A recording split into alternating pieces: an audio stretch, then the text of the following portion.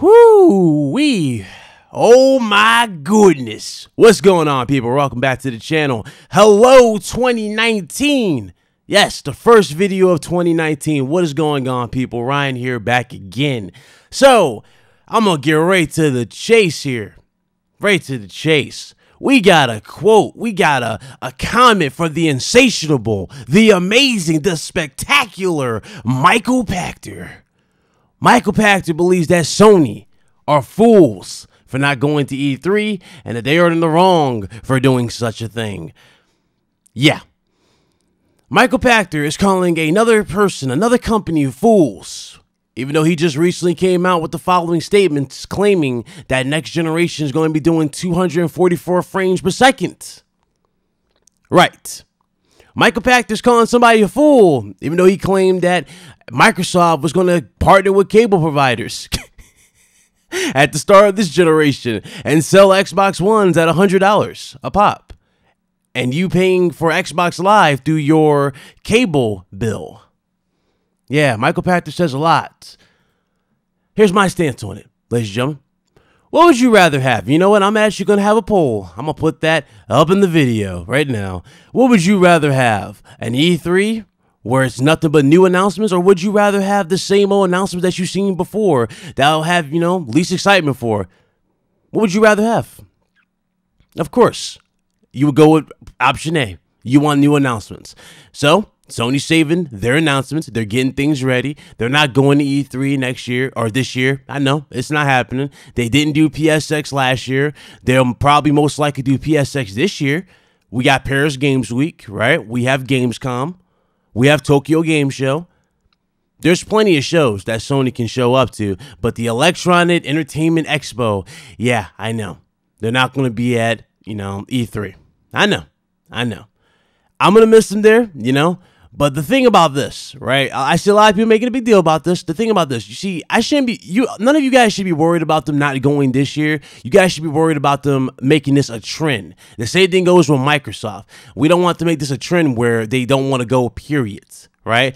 This year, it's fine. We'll give it a pass, especially with all the rumors and speculation of the new PlayStation 5 in terms of specifications, all that. We'll let them slide with this time. But if it happens again, then that's when we can start voicing our opinion and really start going after them. Because let's be real here. We're getting ready for a new generation. And the same thing goes for Microsoft. If Microsoft pulled out of E3, I would feel the same way.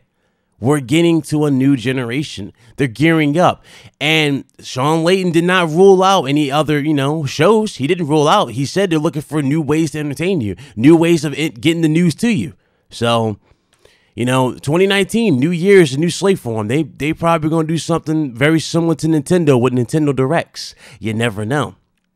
And then I know people don't like, the way Nintendo goes about it because, Nintendo does the treehouse thing, right? They don't show up at all. They just have their games there and they'll just do like a pre-recorded event or whatever. That's what they do.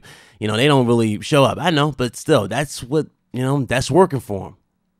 And, the gaming generation as a whole, especially with E3, I mean, shit, money's an issue too. Let's be real here. Who buys the most showroom space? I give you a hint, it's not Microsoft. And Microsoft has the most money out of all three. But who buys the most showroom space? It's Sony. Sony buys all the booth space. They buy most of the showroom floor. They go all out in terms of presentation with their shows. I mean, come on. In 2016 with the orchestra, when they first showed off Spider-Man and Days Gone, and when they first showed off God of War with the epic reaction that we got, right? Sony's the only one going all out like that. It kind of would make sense. They would go, okay, you know what, guys? Let's save our money. Let's build these studios. Let's build these new games, especially with the new higher-ups that we're looking for, right? Let's build these games and then show them something special, in the long run a little later. That's what they're going to do. Specifications, all that. They're getting ready for PS5. The PS5 reveal is imminent this year. It's imminent. They keep hinting at it. They really do. And Microsoft, I don't think they'll show off their Xbox at E3. If they do, that'd be interesting too. That'd be a great way to, get some hype on them for E3 if they show like an announcement for Xbox, right? They'll show off the name for it or something. I don't know. That'd be interesting. But as far as everything else is concerned, I mean, everything else is pretty much straightforward. I mean, it's like, what else could you possibly want? It's all written there. I'm okay with them not going to E3. I would rather them not be at E3 and give me a boring show of stuff that I've already seen and possibly making me, like, you know, not even want to buy the damn game because I'm either bored out my mind of it or I'm showing something that I clearly do not want to see about the game. You know what I'm saying? I would rather them show me something new than show me the same stuff that I have seen over and over. And the same logic should be said for the Xbox fans as well. I think it's time for us to have something new. We know for a fact Halo is most likely going to be at E3, so that's definitely a given. We're going to see the gameplay reveal of Halo.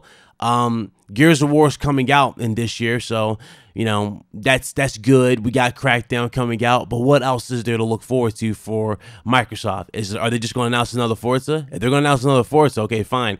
But what else in terms of, like, the new stuff, like the new studios? Are they going to show us, like, the title of these new games or whatnot? See, that's what I think our eyes should be on as well for Microsoft. We need to be looking forward to the new stuff. We need to be having our eyes on the future and not necessarily stuff that we already are known and accustomed to. That's my point. That's my stance on it, at least. I would rather have something new than have something that I've already seen before. You know, I rather would have that.